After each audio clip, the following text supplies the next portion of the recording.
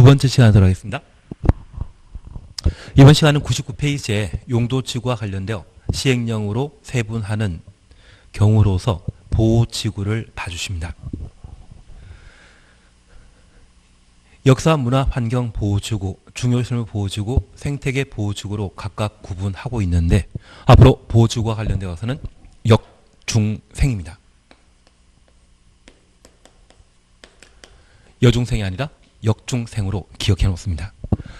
특별히 역사, 문화, 환경 보호지구와 관련되어서는 문화재 추천놓습니다. 전통사찰 정에 역사적, 문화적으로 보존 가치가 큰 시설 지역, 역사, 문화적부터 지역까지 가로해 놓습니다. 보호 보존하기 위해 필요한 지구를 역사, 문화, 환경 보호지구로 지정할 수 있습니다. 그러면 특화 경관지구에 문화적 보존 가치가 큰 건축물 가로해 놓으셨는데 예와 문화재는 별개입니다.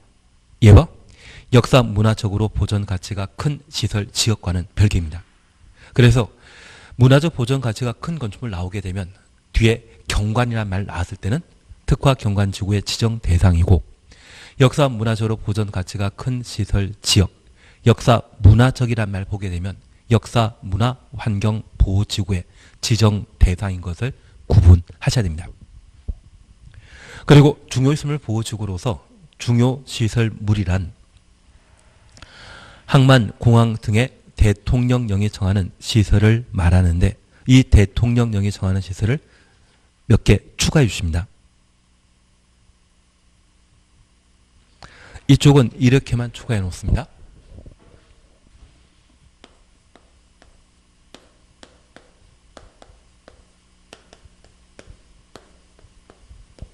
다리가 있습니다. 그 다리가 공군 공항에 이를 수 있는 다리. 그래서 공군 공항교라 기억하십니다. 여기 공은 공항시설을 말합니다. 군은 군사시설을 말합니다. 그리고 공은 공용시설을 말합니다. 항은 항만시설을 말하고 교는 교정시설, 교도소나 구치소를 말합니다. 그래서 중요시설물 보호지구로 지정될 수 있는 대상은 총 5개입니다. 공항시설, 군사시설, 공용시설, 항만시설, 교정시설 5가지가 그 대상이라는 것 확인하시는데 우리 세 번째 공용시설이란 말과 공공시설 또는 공공용시설이 있습니다. 공용시설과 공공용시설은 별개입니다. 우리 영화 제목 중에 공공의 적이란 말 들어본 적 있다고 하면 그때 공공은 불특정 다수를 말합니다. 불특정 다수의 적이 공공의 적입니다. 불특정 다수가 사용할 수 있는, 이용할 수 있는 시설을 공공용 시설이라 하고 이는 호수, 공원이나 도로, 주차장 등을 공공시설, 공공용 시설이라 표현합니다. 반면 공용시설은 공적 업무로 사용하는 시설을 말하는데 이 공적 업무로 사용하는 시설은 법원이나 검찰청 등을 말합니다. 그런 법원을 방문하고자 한다면 방문증을 착용했어야만 출입할 수 있거든요. 그러한 시설들을 뭐라 한다? 공용시설이라 표현하게 됩니다. 그리고 항만, 교정시설에 대해서는 크게 문제 없을 겁니다. 근데 최근 우리나라에서는 이 교정시설과 관련되어 좀 낡아 있는 것, 도시 외곽으로 이전시키는 경우가 있거든요. 그러면 구치소나 교도소가 한가운데 있던 자리에 이게 외곽으로 이전되게 되면 기존 구치소 자료는 가격 올라간다 떨어진다. 가격 진짜 많이 올라가더라고요. 그리고 최근 대구나 수원 같은 경우는 공항을 시 외곽으로 이전시키고자 하는 경우가 있습니다. 심지어 이미 대구 쪽은 이전 예정지를 선정한 절차를 밟고 있는데 대구 공항이 외곽으로 이전되게 되면 이곳은 여러 가지 개발 사업이 이루어지게 되는 것으로 토지의 가치가 엄청 달라지지 않을까 싶습니다. 그래서 지금 예상되고 있는 것이 수원과 대구 공항인데 제가 30년 전부터 이전할 비행장으로 성남 비행장을 꼽았거든요. 그리고 그 당시에 저만 꼽은 게 아니라 많은 공법 선생들이 이야기했는데 30년간 적중 안 하더라고요. 아마 성남 비행장은 대통령께서 이용하실 그런 공항이기 때문에 이전을 안 하는 것 같습니다. 그래서 청와대가 세종시로 이전하게 되면 그제서야 성남 비행장은 개발하지 않을까. 대신 예전에 노무현 대통령 시절에는 진짜 노무현 대통령의 청와대가 저 세종시로 넘어갈 분위기였거든요. 그래서 찝었었는데 안 가더라고요. 그래서 서울이 좋긴 좋은가 봅니다. 괜한 얘기 드렸습니다. 다만 우리가 기억하실 것은 지금 중요시설물은 5글자로 구성되어 있기 때문에 그 대상은 몇 개이다? 5개. 공군, 공항, 교입니다. 생태보호지구와 관련되어서는 크게 신경 쓸 필요 없습니다. 그래서 여기 보호지구와 관련된 이야기를 각각 살피시게 되면 이제 이걸 하나 이해하실 수 있을 겁니다. 여기 공항이 만들어져 있다고 하면 이 공항 주변에는 항공기의 안전한 이착륙을 도모하기 위한 고도 지구가 지정될 수 있을 거고요. 그리고 이 공항 시설을 보호하기 위해 중요 시설물 보호 지구로 중복 지정되기도 할 겁니다. 그래서 이 용도 지구와 관련되어서는 중복 지정할 수 없다. 이 말로 하면 틀립니다. 중복 지정할 수 없는 것은 용도 지역만. 용도 지구의 경우는 중복 지정 가능하다라는 것을 다시 한번 확인해 놓습니다. 그리고 취락지구입니다. 자연 취락지구와 집단 취락지구로 구분하고 있는데 녹지역, 관리지역, 농림지역, 자연환경보전지역 가로 해 놓습니다. 개발 용도이다, 비개발 용도이다. 비개발 용도입니다. 이러한 비개발 용도에 취락, 마을이 존재한다고 하면 이 마을에도 전기, 수도, 인터넷 깔아줘야 되거든요. 그것 만들기 위한 사업을 시행하기 위해 자연 취락 지구를 지정할 수 있습니다. 반면 집단 취락 지구는 개발 제한 구역 안에 취락, 개발 제한 구역 추놓습니다. 개발 제한 구역에만 지정할 수 있는 용도 지구 찾으라고 하면 그때는 집단 취락 지구입니다. 집단 취락 지구를 지정할 수 있는 장소 찾으라고 하면 개발 제한 구역만. 그리고 개발진흥지구는 주거개발진흥지구와 산업총개발진흥지구, 관광, 휴양개발진흥지구 이 세 가지를 묶어놓으면 주산관입니다. 그래서 제가 예전에 한번 가본 적이 있는 산해관이라고 하는 중국집이 있는데 걔랑 좀 비슷합니다. 주산관이라 기억해 놓으시고 주택을 주로 개발하는 곳은 주거개발진흥지구, 공장 개발하기 위해 지정하는 곳은 산업유통개발진흥지구, 관광단지 만들기 위해 개발하는 곳이 있다면 관광휴양개발진흥지구. 그래서 최근 제주도에 코로나 이야기 많이 나오지만 중문단지 있지 않습니까? 그리고 경주에 본문단지 있다고 하면 걔가 관광휴양개발진흥지구로 지정되어 개발 완료된 상태를 말하는 겁니다. 그래서 앞으로 개발진흥지구와 관련되어서는 주산관이란 말로 대신해 주십니다. 그리고 복합이란 말 찾으셨는데 주거기능, 공업기능, 유통, 물류기능 및 관광, 휴양기능 등의 둘 이상의 기능을 중심으로 개발 정비할 필요가 있는 지구, 동시에 개발한다 해서 복합개발진흥지구라 표현합니다. 그리고 특정개발진흥지구는 주거, 공업, 유통, 물류, 관광, 휴양기능 외 추천습니다. 그래서 주산관을 뺀 특정한 목적으로 개발하기 위해 지정하는 곳이 있다면 특정개발진흥지구인데 우리 서울에 학원가로 가장 유명한 곳이 대치동과 그리고 목동과 그리고 노원역 일대이거든요. 그런데 이쪽이 서울 강남 그리고 강서, 강북 쪽에 진짜 학원 많이 밀집되어 있다 해서 아파트 가격이 다르거든요. 그래서 만약 우리 집값이 떨어져서 걱정인 시군이 있다고 하면 대치동 선생님이 몇 분 모셔다가 학원가를 집중 개발하게 되면 그쪽 집값이 좀 장난 아닐까 싶습니다. 그래서 예전에 광주 집값을 한 3배에서 4배 정도 가격 끌어올린 이유가 부동산 어떤 선생님이 계시는데 그분이 지목해서 가격 올라간 것도 있지만 서울 대치동 선생님들 몇 분이 내려가가지고 학원에서 강의했다고 해서 그 일대가 아파트 가격이 달라진 적이 있습니다. 그래서 지방에 집값 떨어져서 걱정인 곳이 있다고 하면 특정개발진흥지구 지정해서 학원가를 중점적으로 개발하는 것도 방법이 아닌가 싶습니다. 별로 좋은 이야기는 아니시죠? 예, 그런 곳이 있다면 특정개발진흥지구로 분류될 수 있을 겁니다. 그리고 방제지구와 관련되어서는 시가지 방제지구와 자연 방제지구로 구분하는데 얘는 시험 볼 때까지 자시입니다. 경관지구로는 특자시라 했다고 하면 방제지구는 자치시, 자시라 기억해 놓습니다. 그 중에 시가지 방제지구는 건축물 인구가 밀집되어 있는 지역으로서 시설 개선 등을 통해 재해 예방이 필요한 지구. 그래서 우리 하나 이해하실 것이 있습니다. 2002년 이전까지만 하더라도 서울 같은 경우에는 비가 많이 오면 범람하는 곳이 있었습니다. 그래서 가끔 2002년 이전에 TV에서 장미 아파트나 잠실 5단지에서 고무 다라이에 노 줍고 다니는 분들을 TV에서 가끔 보신 적이 있다고 하면 그 당시 물만 넘치게 되면 항상 당기는 곳이 서울에 몇 곳 있었거든요. 그런데 이미 많은 사람들이 살고 있기 때문에 그런 천재지변이나 자연재해가 반복되는 것을 방지하기 위해 막대한 국가 예산이 투입된 적이 있습니다. 그리고 2002년부터 잠실 5단지의 경우에는 비가 많이 오더라도 물에 잠기는 일 없었거든요. 강남역 일대도 한때 그런 적이 있었습니다. 그래서 어떤 분은 감전사고로 생명 잃으신 분도 계실 정도였는데 그 당시 잠실 5단지 아파트 가격이 한 2억 원 정도 했다고 하면 얘가 2019년도에는 얘가 20억 찍은 적이 있습니다. 그런데 1년에 1억씩 가격이 올라갔을 때 아파트 주민들이 방지시설을 자기 돈 들여가지고 자비로 만든 것이 아니라 국가 예산이 투입된 장소였거든요. 그래서 그 결과는 집값 올라가는 걸로 좀 입증되지 않았나 싶습니다. 앞으로 국가 예산이 또는 국가 재정이 집중적으로 투자될 곳이 있다고 하면 그곳의 부동산 가격은 제자리다 가격이 올라간다.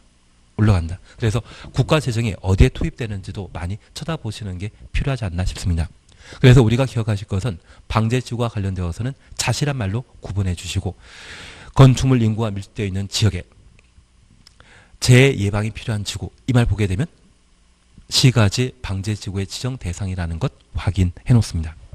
반면 자연 방제지구는 토지 이용도가 낮다는 것은 사람 안 산다는 이야기입니다. 이러한 곳에는 아예 건물 건축하지 못하도록 규제를 더 세게 버리더라고요. 그래서 자연 방제지구로 지정된 곳은 땅값 떨어질 일만 예상되는 겁니다. 그리고 한 장 넘기십니다. 3번 보게 되면 용도지구의 신설 추가 세분이란 말 찾으셨죠. 양가 1번입니다. 시도의사 대도시장은 시도의사 대도시장 가로 해놓습니다. 다음 기준에 따라 시도 대도시 조례로 조례 동일해 놓습니다. 용도지구의 지정 명칭 및 지정 목적 등을 정하여 이에 각호 용도지구의 용도지구 지정 변경을 도시군 관리계획으로 결정할 수 있다. 이 말은 두 가지 의미를 내포합니다. 현재 법령이 정하고 있는 용도지구 외에 현재 법령에서는 총 9개 용도지구를 정해놓고 5개 용도지구에 대해서는 세분하고 있는데 10번째 용도지구를 새로 만들 수 있다는 이야기입니다. 그 새로 만들 수 있는 자는 누구이다? 시도의사 대도시장. 어떤 방법으로? 조례로. 그리고 이렇게 만들어진 10번째 용도지구는 만든 자가 지정할 수 있습니다. 만든 자인 시도의사 대도시장이 도시군 관리계획으로 결정할 수 있다. 그렇게 구분해 놓습니다. 그리고 양가로 2번입니다. 용도지구의 추가 세분 찾으셨죠? 시도의사 대도시장은 지역 여건상 필요한 때 조례로 정하는 바에 따라 경관지구를 추가로 세분하거나 경관지구 추천했습니다. 특화 경관지구 세분, 특화 경관지구 추천했습니다. 중요시설 보호지구, 특정 용도 제한 지구 이 네 가지를 세분하여 지정할 수 있습니다. 그러면 이제 우리 이렇게 다시 한번 봐놓습니다. 우리가 지금 공부하시는 것은 문제 하나가 출제되는 용도지구입니다. 다만 이 용도지구는 잘 정리해 놓으시면 출제되는 모든 문제를 맞출 수 있기 때문에 한번 해볼 만합니다. 우선 용도지구와 관련된 개념을 우리가 함께 살펴보셨고 이 용도지구는 용도지역의 기능을 증진시킨다. 중복지적 가능하다라는 것을 기억해 놓습니다. 중복지정할 수 없는 것은 용도지역만. 그리고 대상에 관한 구분 함께 하셨는데 이 용도지구는 국토의 계획 및 이용에 관한 법률과 시행령으로 구분하거나 세분할 수 있습니다. 그래서 취하면 개가 되는 특별보좌관, 취계 특보입니다. 그리고 경복고입니다. 그리고 방입니다. 그 중에 항상 우리 기억하실 것은 취계특보, 경복고, 방방이라는 말 보게 되면 특별히 고도지구와 관련되어서는 건축물의 높이를 제한하게 되는데, 이 고도지구는 우리가 11, 12 과정 공부하셨다고 하면 건축물 높이의 최고 한도를 제한할 뿐 최저 한도 제한하는 거 아닙니다. 그래서 이 고도지구가 지정됨과 동시에 건축할 수 있는 건물의 높이를 50m로 정해놨는데, 만약 최저 한도를 제한하게 되면 고도지구 안의 모든 건축물은 50m 이상이 돼야 되고, 최고 한도를 제한하게 되면 고도지구 안의 모든 건축물은 50m 이하가 돼야 됩니다. 그래서 우리 고도지구와 관련된 사항 다시 한번 살펴보시면 98페이지에 경관지구, 보호지구, 취락지구, 개발진흥지구, 방제지구 바로 밑에 고도지구 찾으셨죠. 이 고도지구 본문에는 항상 건축물 높이의 최고 한도를 규제할 필요가 있는 지구, 최고 한도 다시 줄쳐 놓습니다.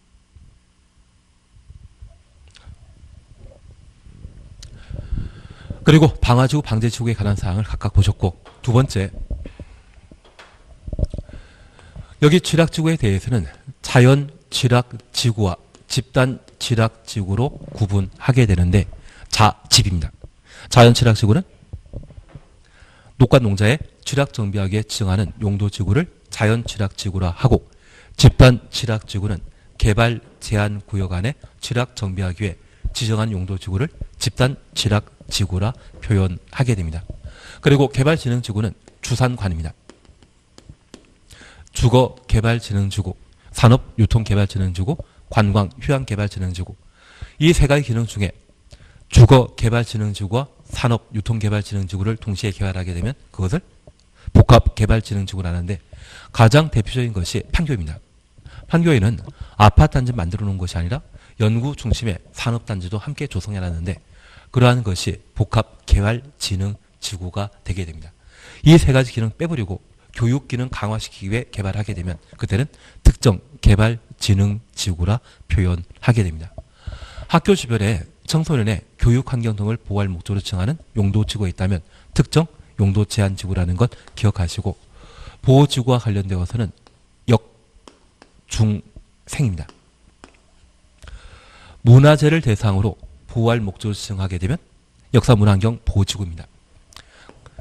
중요시설물 보호하기 위해 지정한 용도지구는 중요시설물 보호지구인데, 중요시설물은 총 5글자이기 때문에 공군, 공항, 교입니다. 그래서 공군공항에 이르게 되는 다리, 공항시설, 군사시설, 공용시설, 항만시설, 교정시설, 이 5가지의 학교 있다 없다. 학교시설이 중요시설물 보호지구의 지정 대상 설명되면 바로 틀린 것입니다. 그리고 치사하지만 공용시설과 공공용시설을 구분하셔야 됩니다. 공용시설은 공적 업무로 사용하는 시설을 말하고, 공공용시설은 누구나 사용하는 시설을 말하는데, 중요시설물 보호지구의 지정 대상은 공용시설. 그래서 가끔 서초동에 많은 분들이 집회를 하시게 되면 서초동에 대법원과 그리고 대검찰청이 TV 화면에 나오는 경우가 있습니다. 그런 주변 일대가 바로 공용시설 보호지구로 파악해 주시면 됩니다. 걔가 중요시설물 보호지구에 해당되게 됩니다. 그리고 경관지구와 관련되어서는 특자시란 말로 우리가 대신하셨습니다. 특화 경관지구는 한강이라고 하는 소변 경관 보호하거나 한옥마을 보호하기 위해 지정한 용도지구를 특화 경관지구라 하고, 자연 경관지구는 산지 구릉지란 말이 나와줘야 된다는 것 확인해 놓습니다. 그리고 방제지구는 자시입니다. 여기 시가지 방제지구는 이미 많은 사람들이 모여 살고 있는 그런 곳을 대상으로 재해를 예방하기 위해 지정하는 용도지구를 시가지 방제지구라 한다.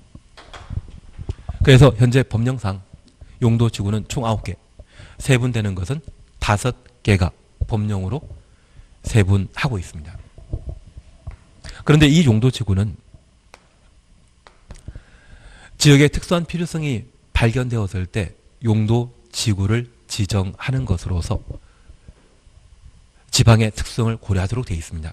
그래서 우리가 법을 공부하게 되면 법은 중앙에서 만든 법령과 지방에서 만든 법인 조례로 구분할 수 있는데 그 지역의 특수한 필요성이 반영되게 되면 이 조례로 10번째 용도 지구를 새로 만들 수 있습니다. 그래서 주계특보, 경보고, 방방 이 9개에 속하지 않는 미관지구 또는 일반 지구 이상한 것을 하나 만들게 된다고 하면 그것이 조례로 신설된 용도지구에 해당되는 것으로 밝혀 놓습니다. 그리고 이 조례로 세분하거나 추가 세분할 수 있습니다.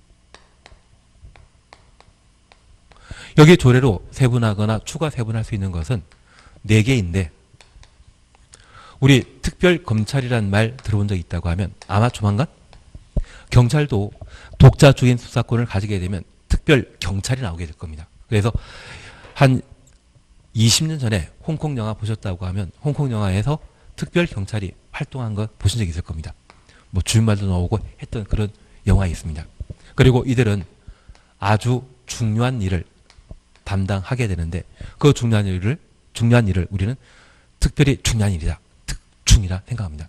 특중이라는 말 보게 되면 법령으로 세분할 수 있습니까? 조례로 세분할 수 있습니까? 조례로 세분할 수 있는 것. 그래서 특화경관지구와 경관지구, 특정 용도 제한지구, 중요시설물 보호지구 이 4가지에 대해서는 조례가 정하는 바에 따라 세분하거나 추가 세분할 수 있다. 그래서 우리는 이 4가지 조례로 세분하거나 추가 세분할 수 있는 대상이 무엇인지 그 대상만 알면 되지 추가 세분되는 것에 대해서는 조례로 정하기 때문에 우리 시험범위 아닙니다. 알 필요도 없습니다. 그래서 현재 용도지구 지정할 대상은 법령으로 구분한 것과 조례로 구분한 것이 존재한다는 것을 밝혀놓습니다. 그러면 이제 우리가 잠깐 구분하실 것이 있습니다. 이러한 용도지구를 지정하는 것은 국토교통부 장관을 포함한 결정권자가 도시군 관리 계획으로 결정할 수 있는데 예외가 있습니다. 저 예외는 총 4개가 존재합니다. 이미 어느 정도 파악하셨겠지만 통상적인 용도지구는 국토교통부 장관을 포함한 결정권자가 도시군 관리 계획으로 용도지구를 지정, 변경할 수 있는데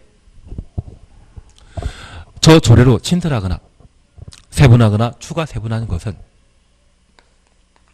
국토교통부 장관이 빠진 시도지사, 대도시장이 조례로 신설된 용도지구의 지정, 조례로 세분한 용도지구의 지정을 할 수 있지. 국토교통장관은 조례로 신설된 용도지구 지정한다 못한다? 못한다. 그거 잡아주시는 게 필요합니다. 그래서 2개 이미 해결되었습니다. 이제 3, 4만 우리가 잘 해결하시면 됩니다. 바로 100페이지 봐주십니다. 100페이지 보시게 되면 양가로 3번 찾으셨죠. 방제지구의 의무적 지정입니다. 시도지사, 대도시장은 시의사, 대도시장 가로 해놓습니다. 다음 각호 어느 하나에 해당되는 지역에 대해 방제지구의 지정 변경을 방제지구의 지정 변경 가로 해놓습니다. 도시군 관리 계획으로 결정하여야 한다. 결정하여야 한다. 줄여놓습니다. 이 경우 도시군 관리 계획 내용에는 해당 방제지구의 재저감 대책을 포함하여야 한다. 그래서 박스 속에 1번 찾았습니다. 연안침식 줄만 쳐놓습니다. 심각한 피해가 발생하거나 발생할 우려가 있어 이를 특별히 관리할 필요가 있는 지역. 그리고 2번입니다. 풍수해 등의 동일한 재해가 최근 10년에 2회 이상 발생하여 인명피해 입은 지역으로 향후 동일한 재해 발생 시에 상당한 피해가 우려되는 지역. 그런데 얘를 전부 시험에 내게 되면 지문 너무 길어지지 않습니까? 그래서 시험에 내게 되면 항상 나오는 게 연안 침식 등에 발생하는 지역에 대한 방제지구 지정 변경은 도시군 관리계획 결정 하여야 한다. 그걸 시험에 냅니다. 그래서 우리 이제 이렇게 잠깐 봐놓습니다. 여기 시도지사는 연안 침식 지역, 그래서 연안 침식 관리 구역이라는 말 찾을 수 있는데 그 연안 침식이라는 말 보게 되면 이러한 곳은 방제 지구의 지정 변경을 도시군 관리 계획으로 결정할 수 있다 하여야 한다. 하여야 한다. 우리가 잠깐 구분하실 것이 있습니다. 지금까지 우리가 함께 공부하시면서 광역도시계획, 도시군 기본계획, 도시군 관리계획은 수립하여야 한다. 반면 존을 법에서는 지역, 지구, 구역, 광역계획군으로 각각 구분하게 되는데 이러한 존은 지정할 수 있다 원칙입니다. 그래서 이 연안 침식 현상이 발생하는 지역에 대해 방제지구의 지정 변경은 도시군 관리계획을 결정하여야 한다. 그거 잡아주는 게 필요합니다. 그냥 방제지구라면 지정할 수 있지만 앞에 연안 침식 방지, 연안 침식 현상이 반복되는 이런 말 나오게 되면 그때는 지정하여야 한다. 그래서 공법상 이 존을 세 번에 걸쳐 지정하여야 한다. 이 말 나오게 되는데 그 첫 번째가 바로 여기입니다. 그리고 앞으로 우리가 두 개를 더 보실 텐데 우리 지구 단위 계획 구역과 관련되어 정택이라는 친구는 10년 된 친구입니다. 그래서 정택은 10년 된 친구이다. 그 생각하시면서 정택 10년. 시공록 30만이라는 말이 있습니다. 정택 10년, 시공록 30만이라는 말 보게 되면 그때는 지구 단위 계획 구역으로 지정하여야 한다. 이때 강행 규정입니다. 그리고 나중에 우리가 다시 한번 보시겠지만 인구 증가율이나 개발 행위 허가 건수가 20% 이상 늘어난 곳은 기반 시설 부담 구역으로 지정해야 합니다. 그래서 공법상 이 세 가지만 지정할 수 있다 아니라 지정하여야 한다. 특히 지구 단위 계획 구역과 관련되어서는 올해 시험에 나올 테마에 해당되기 때문에 얘는 무조건 반영하셔야 됩니다. 정택 10년, 시공록 30만이라는 말 보게 되면 지구 단위 계획 구역을 지정하여야 한다. 강행 규정이라는 것 보시면서 저 세 개 빼고 지정해야 한다. 이 말 보게 되면 바로 틀립니다. 그래서 우리 서울 일대가 투기과일지구라는 것 알고 있을 겁니다. 투기과일지구 지정해야 한다? 틀립니다. 이 세 개 뺀 나머지는 지정할 수 있다. 할 수 있다. 그래서 강행 규정으로 소수되는 것은 딱 세 가지라는 것 확인하십니다. 그러면 여기 연안침식이라고 하면 대한민국 국토가 자고 나면 조금씩 사라지는 그런 위치를 말하거든. 그런 땅을 말하거든요. 그런데 이 연안침식 지역에 예전에 보이스 피싱하는 중국인들이 큰돈 들여서 구입하신 적이 있는데 이분들이 보이스 피싱한답시고 가끔 경찰서나 또는 검찰청에다가 전화하는 경우도 있는데 재수없게 기획부동산에 전화한 적이 있습니다. 그리고 그 기획부동산에 말에 넘어가셔가지고 매일 조금씩 사라지는 절벽 주변. 절벽이면 바다에 바로 붙어있는 곳으로 자연경관 참 좋거든요. 호텔 지을 수 있다 속아가지고 큰돈 들여서 구입하신 적이 있습니다. 그래서 말로 하면 기획부동산이 단연 1등이 아닌가 싶습니다. 그래서 최근 서울 인접한 성남 쪽에 금토동이라는 곳 있거든요. 이 금토동이 서울과 판교 사이에 위치해 있는데 이 금토동에 쓸모없는 땅을 넓습니다. 150짜리입니다. 150억짜리를 1000억에 팔아먹은 기획부동산이 계시는데 역시 작업한 지 한 8개월, 9개월 만에 150억짜리를 1000억에 해결했습니다. 훌륭한 분들이더라고요. 괜한 얘기 들었지만 하여튼 기획부동산이 인생에 안 만나면 성공할 수 있는 그런 첩경이 아닌가 싶습니다. 하여튼 기획부동산과 보이스피싱하는 분 중에 기획부동산이 단연 악권이라는 것만 한번 설명드리고 싶습니다.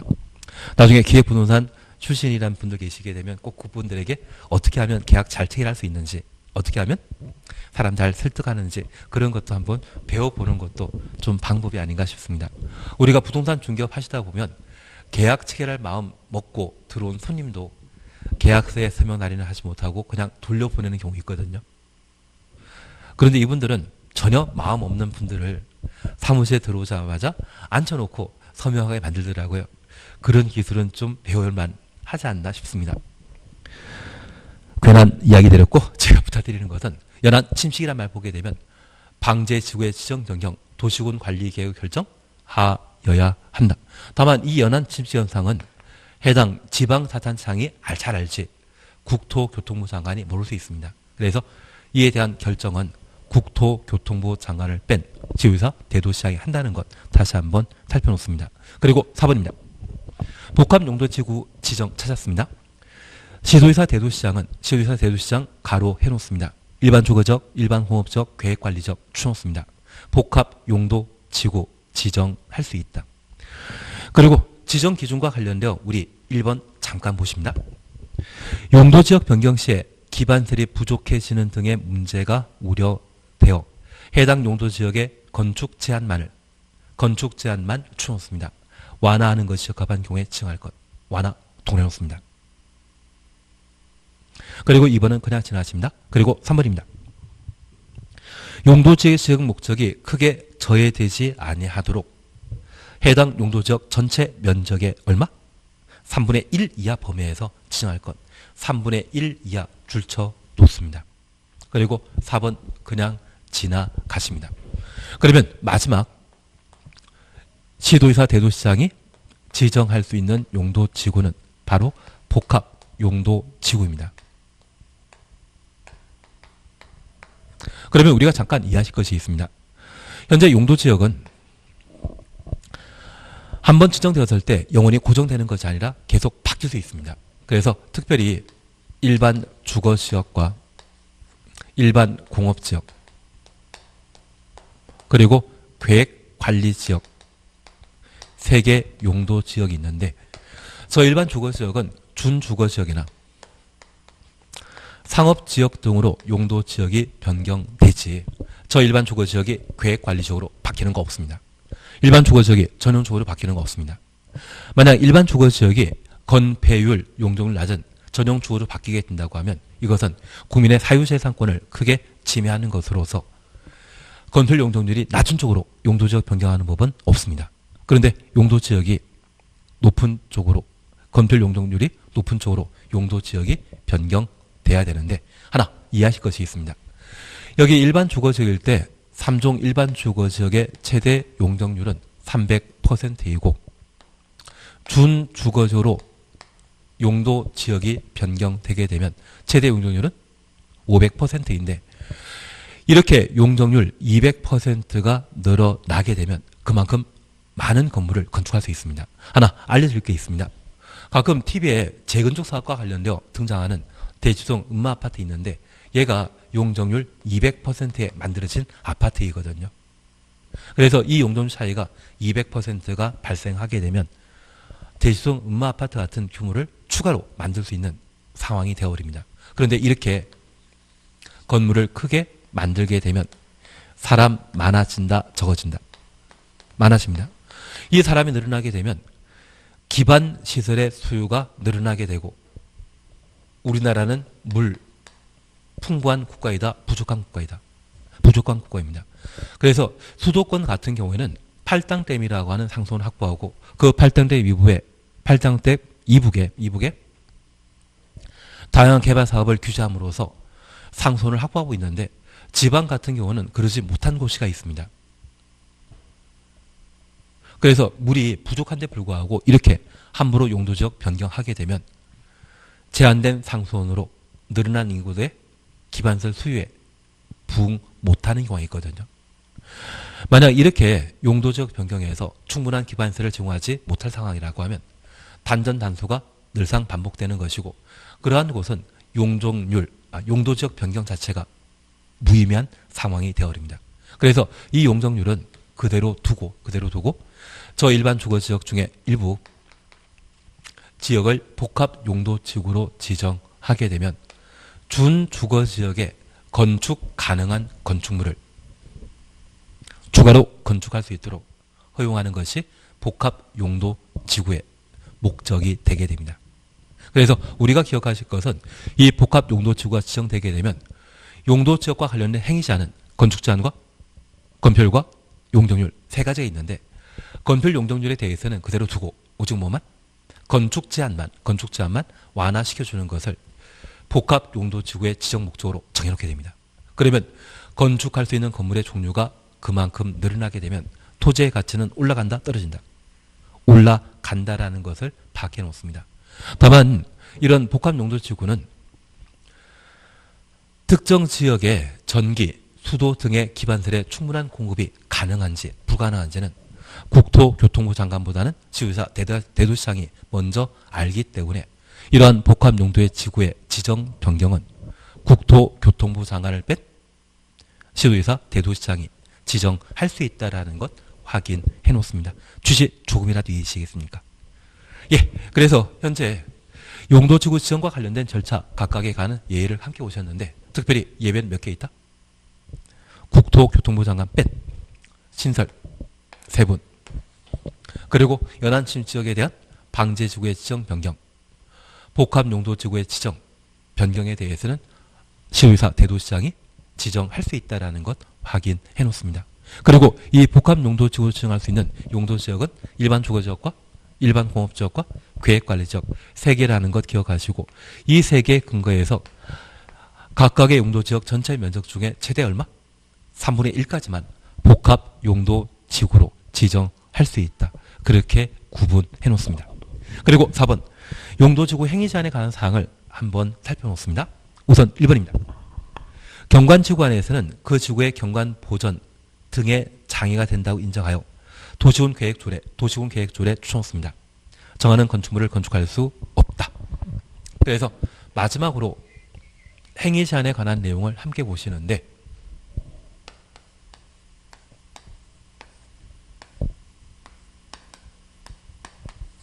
현재 행위제한은 건축 제한과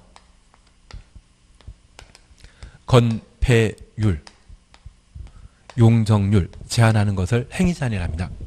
그런데 용도지역 지정되었을 때 기본적인 건축 제한과 건폐율, 용적률 제한이 이루어지고 용도지구가 지정되게 되면 건축 제한만 강화 또는 완화하도록 되어 있습니다. 여기 건폐율과 용적률에 대해서는 용도지역의 건폐율, 용적률을 그대로 적용합니다. 그런데 이 용도지구는 특수한 필요성이 인정되는 때 해당 지역에만 적용하는 것이죠. 그래서 우리 김포공항이라고 하는 공항시설이 있다면 항공기 안전한 이착륙을 도모하기 위해 고도지구 지정하고 중요시설물 보호지구로 지정할 수 있습니다. 그래서 이 공항이 있기 때문에 고도지구나 중요시설물 보호지구로 각각 지정하게 되면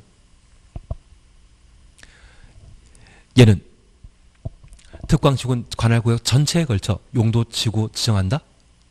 일부에 필요한 곳에 대해서만 지정한다. 일부 필요한 곳만 지정하도록 되어 있습니다. 그래서 이 용도지구가 지정되게 되면 건폐율, 용적률에 대해서는 용도지역 그대로 따라가고 건축 제한만 따로 하도록 되어 있는데, 얘는 그 지역에 공항이라는 것이 존재하기 때문에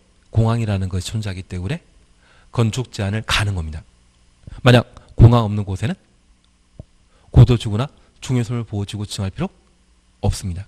그래서 해당 특광지구에 뭐가 있느냐에 따라 용도지구를 지정하기도 하고 변경하기 때문에 이 용도지구 지정은 지역의 특성을 고려하는 것으로 파악집니다.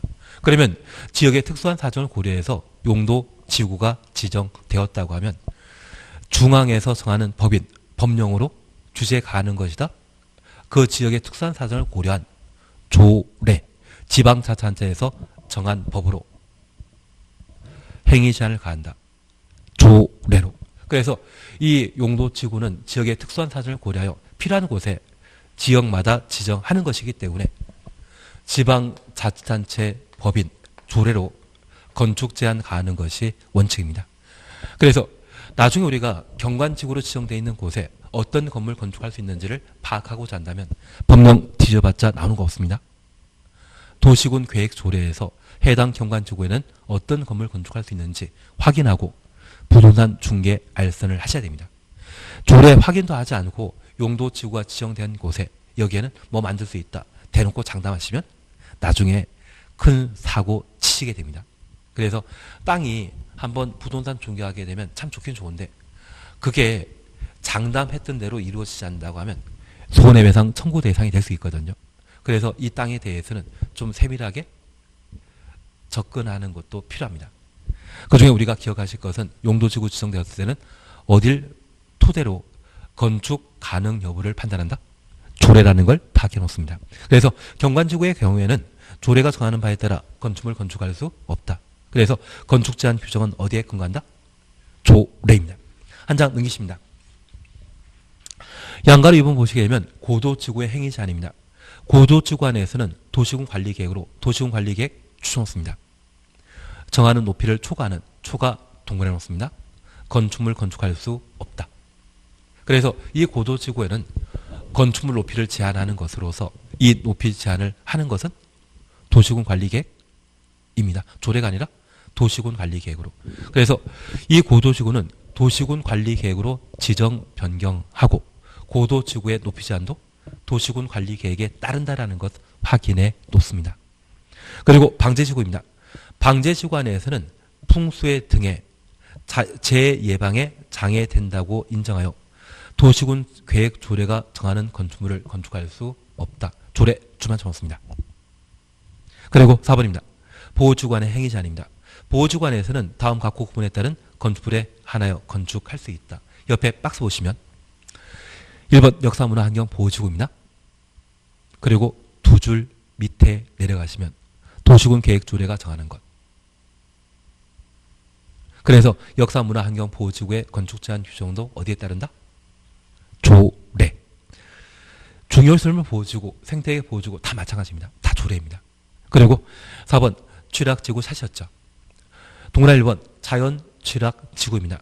자연취락지구에 건축할 수 있는 건축물은 다음과 같다. 그런데 옆에 078조 1항 찾으셨죠. 여기 자연취락지구는 대통령령으로 건축할 수 있는 건물을 쭉 열거하게 됩니다. 다만 제가 하나 부탁드리겠습니다. 이 자연취락지구는 주상공입니까? 녹관농자에 지정되는 겁니까? 녹관농자. 그러면 이 녹관농자는 아파트 건축할 수 있다 없다? 없다. 아파트는 주택으로 사용하는 층수가 5계층 이상을 말하는데 그 아파트 건축할 수 없다면 이 녹관농자에 건축할 수 있는 건물 종류는 죄다 4층이야. 만약 이 녹관농자에 5층 이하 건축한다. 이 말 나오면 틀린 겁니다. 녹관농자에는 몇 층? 4층 이하만 건축할 수 있다.